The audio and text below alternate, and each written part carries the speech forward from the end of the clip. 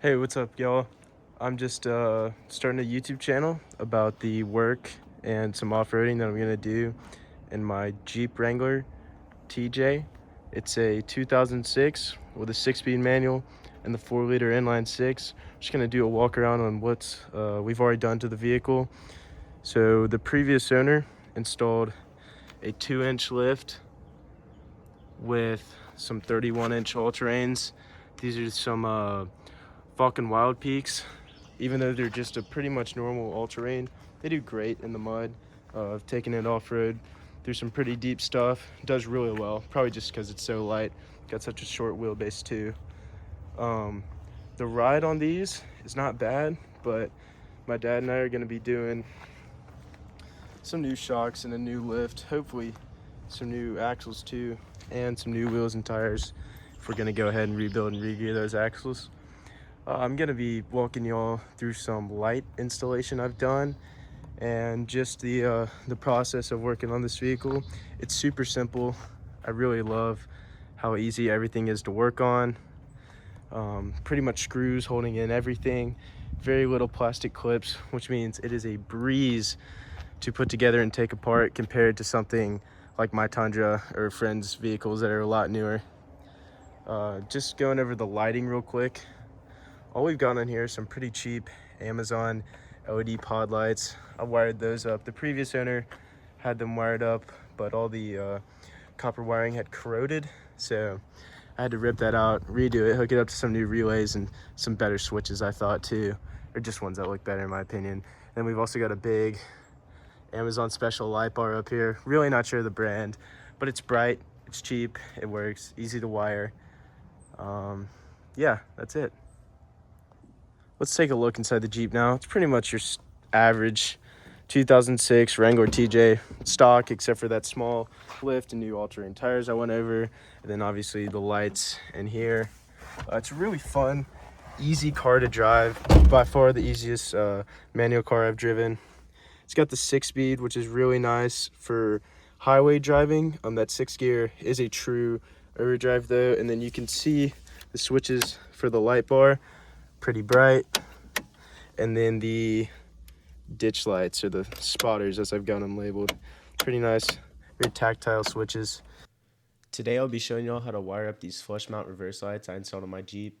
I picked these up for about 30 bucks for the pair, and then also bought the wiring relays and switch from Amazon too.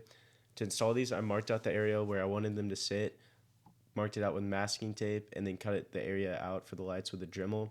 And then I drilled the holes for the mounting hardware and slipped the hardware behind there and got it screwed in. Okay, let's pull the Jeep into the garage now. Going over a few of the tools, you're going to need a Dremel, soldering iron, some wire strippers or pliers, a wire puller if you have one, or it's really easy to make one, and then simple things like heat shrink and liquid electrical tape. Okay, so the first thing you're going to want to do when grounding your wires here for your lights is clean off this small area around where the hardware is going to go through. So to do that, I'm just using a cordless Dremel with the flex cable attachment. Super simple. Got it set to about 15,000 RPMs with a small sanding wheel. This one's pretty shaved down, but it doesn't really matter. It doesn't take a lot to get that off.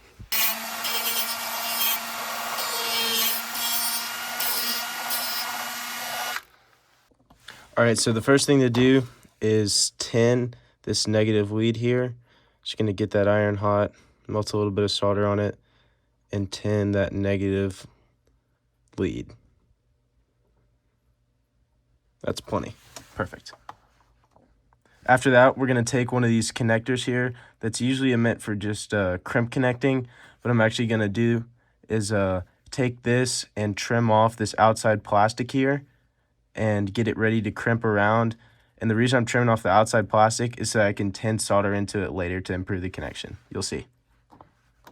Now that I've got that excess plastic sheathing trimmed down, we're gonna take this, put it over the tinned wire, and take a pair of needle nose and just crimp it down like that. Pretty easy.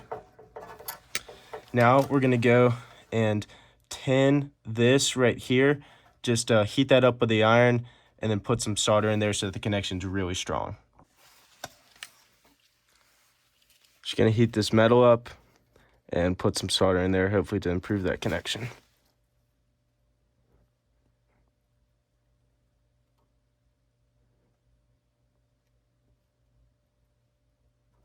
That's plenty.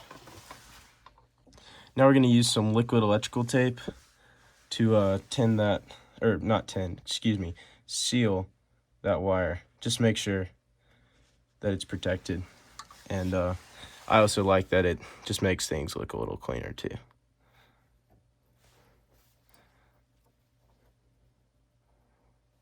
Okay, you're gonna repeat that on the other side with the negative lead, and then prep the power wire to run a cable to the other side so that you only have to run one wire through the Jeep.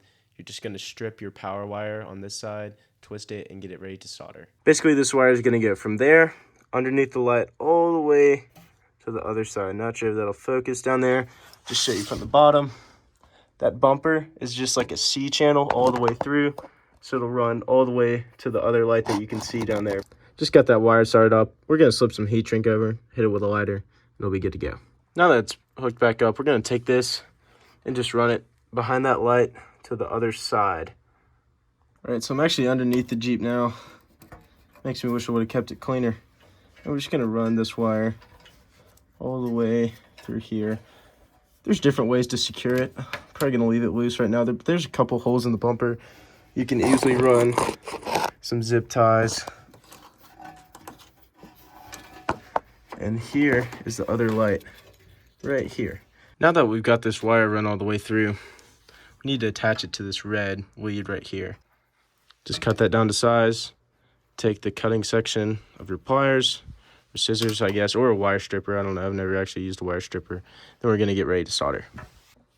All right, we're gonna clean the tip of our iron here. Get some solder, tin it up so it's nice and hot. Then just slip it next to that wire there. All right, so this will be the power wire that we got to attach. And this is, of course, filthy because it's just been sitting up in the fender well since I got it pulled. We're going to run it through a small hole in the frame. I don't know if y'all can see. It's that right there. We're going to figure out how to run that wire through there. All right, running that wire is going to be a little more difficult than I thought. So we're going to take one of these, which is a wire puller that I made out of a landscaping flag that I just put a quick bend in the end. I'll show you how we feed that through. All right, so I put this bend in it to try to follow the contour of the place that I'm going to pull it through. So I don't know if you can see that hole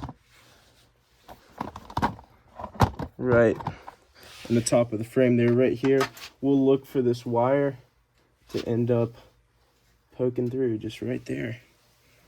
Let's see, there it goes. That's something we can grab onto now. Just like that. Stick your wire in that loop that we made and crimp it down so that it just holds it in there. See how tight it holds it in there? You're gonna help it go through the frame and then pull it on through, just like that. Just pops out right there. All right, so I got this power wire ran down, went ahead and cut off the part where I had messed up the insulation. I'm gonna go ahead, strip this. We're actually gonna a lot more to work with, so I'm gonna show you what we're gonna do. The plan is to take this end and wrap it around this, and then hit it all with heat and solder, and then liquid electrical tape it, so that we only have one true joint where all the wires are spliced. I just realized y'all couldn't see it from that angle, but that's what I was talking about. Just cutting that and wrapping it around the already existing joint. Now that we've got that wire wrapped around there, I'm gonna go ahead and take our iron, tin the tip, just get it real hot, and put some heat all in that joint.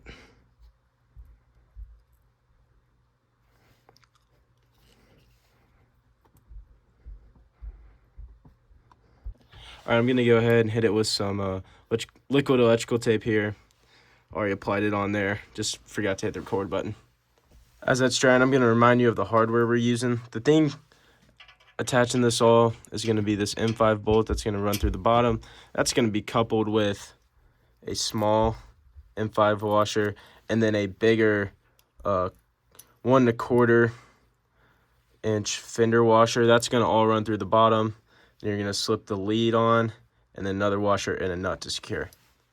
All right, there we go. We've got this side all done up with a negative grounded, and then this power wire running to this lights and the other lights positive lead.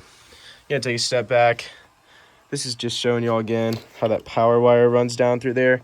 I'm gonna give it a little tug just to snug everything up. You can see how it runs through there, and we'll get this this flap put back on with some plastic push rivets. Should be easy. Here's a better look at that channel where the wire is gonna run, just all along behind this pillar here. And if you notice, these clips are made, try to get some extra light on there, you can run the wires through that bottom. So I'll try to clip that in there and then show you all how I do it. All right, now that I've got everything run under this lip here, now it's time to get work on this front. So I slipped it through that passage right there where the stock wiring goes, ran it through that hole right there. It runs along the inside of here, and then you've got to undo these screws right there to take off this plastic trim kick panel. All right, just a heads up, there's only 3 of these plastic screw rivets here, and you don't want to over tighten them because it just is plastic. Instead of using a standard push trim rivet, it's a screw, which is really nice. But also, you got to be conscious of this down here, which is like a nut style attachment. Unfortunately, it is super stiff. It is not coming off, but that's no big deal because the wiring is pretty much exposed all the way through there, and it gives us enough room to work with. All right, so you can see where we've zip tied and taped this in all along here. It looks pretty good. Happy with it. We ran it behind that plastic box, and now we're gonna tie it into those cables up there. Now that we've got the wire puller hooked up through the grommet to the firewall, gonna go ahead and pull the wire for the lights. Should just slip through there. Perfect. All right, we're gonna get this soldered up. So first thing you want to do is put on your heat shrink, untwist that wire, put it in the jaws there, and then get your other wire,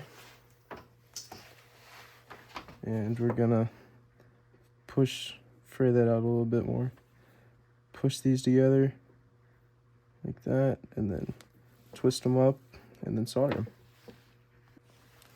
All right, let's tin the iron here, get some solder on it, and then heat this up and fill it with solder. Now we're just gonna heat shrink that piece right there, and it'll be ready to run to the other side of the engine bay where we'll cut to size and measure where we want it. All right, we're gonna start soldering the relay and the wiring. So the first thing we wanna do is tin the 87 pin on your relay. That's gonna be what hooks up to the power wire on your lights or your fan or anything. But for this, it's gonna be those rear facing lights that we've been working on. This wire, and then solder it to the relay on that same 87 pin that we tinned first.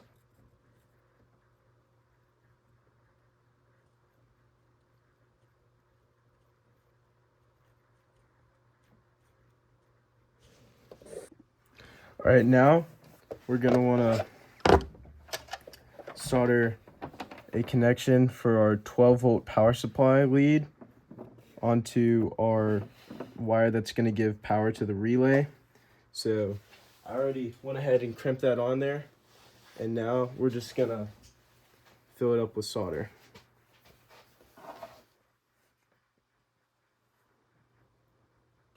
Now that we've got this soldered on, we're gonna go ahead and just do a quick measure of how much space we think we're gonna want between the positive terminal of the battery and the 30 pin on our relay, which I don't know if it'll focus for you, is that bottom one.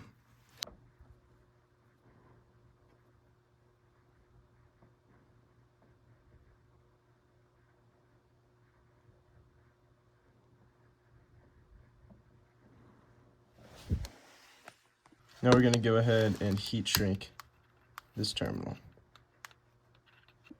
The next thing we need to do is hook up the ground to our relay. So to do that, we're going to take some of this wire here, strip it, and then solder on one of these connections. We're going to go ahead and mock up the distance that we think we're going to run this wire. I'm planning to ground it straight to the negative terminal and then have it run up out of the way and probably have the relay sit somewhere up here. So that'll give us plenty of length right there. Now that we have the length we want, we're going to do the same thing we've always done. Cut it, strip it, twist it, and then tin it.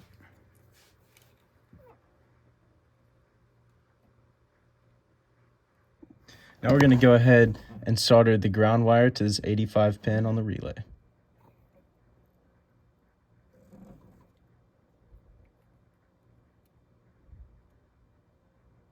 The last wire we need to run to our relay is our 86, or the one that's going to run to our switch. And for this, we're using some 20 gauge wire, just because it doesn't need to handle a lot of load, and it is a lot easier to work with inside the cab with shorter, smaller wire. All right, I just got that red signal wire run from the relay all the way over to the other side of the engine bay, where I need to pass it through that grommet. The grommet is right down there where you see those other wires running through and where we pulled out the other ones. So we're going to pass the wire puller through. All right, so I pulled the wire puller through and then crimped the signal wire in there so we can pull it through on the other side. All right, there's our wire puller sticking down in the grommet there. So we should just be able to pull it through, and there the wire comes. Now that we've got this wire through, we need to run it up behind the dash to meet up with this switch panel right here. All right, so I just ran that new wire along the same route that I had the previous ones on, pretty much up under there and then over to where the switch panel is. You can see that from the top here too, just that bundle of wires down there. And there it pokes out, so we're gonna get ready to wire up the switch. All right, we're gonna prep our wiring harness here for our switch. This white wire is gonna stay the same. That's our signal wire, and that's going to run to the wire that we just ran inside the cab. Then this red wire needs to be connected to just a positive source, and then this black one needs to be grounded. And the easiest way to do that is going to be to hook it up to a negative wire that we already have wired up. All right, so the positive and negative wires of this switch need to tap into a positive and negative wire of this one. So for that, we're going to start to strip away some of the insulation here and then cut these wires to size. All right, so we've gotten these two wires prepped. I stripped them and then opened them up so that we can solder our other wires easier. But now we're going to install our switch just so that we can get an idea of how long the wiring needs to be for those right there. So there's a clip on the top and the bottom. Just press it in really firm and make sure that it cycles. All right, now we're going to mock up the lengths for these wires. That's about where the connector is going to sit inside the switch, so we can cut our negative about here and our positive right there. All right, so now that we have our wires stripped, we're going to twist them up and then wrap them in with these holes that we made in the other wires and get them ready to solder. Now that we've got these twisted up, we're going to go ahead and solder them.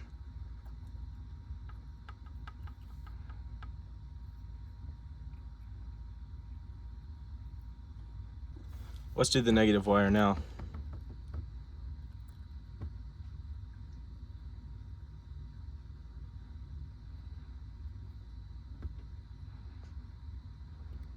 Now that those are soldered up, we're going to hit it with some liquid electrical tape.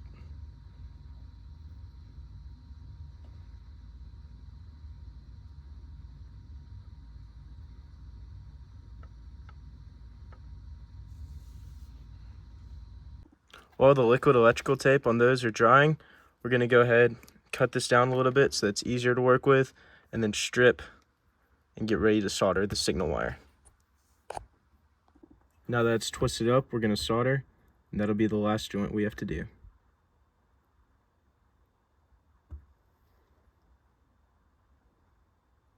Now that's done, we're going to hit it with some liquid electrical tape.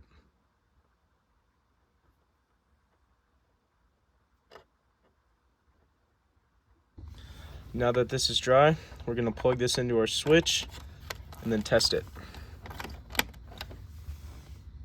All right, before we put everything back together, I'm just gonna make sure these work. Pretty bright, I'm pretty happy with that. Nice spread.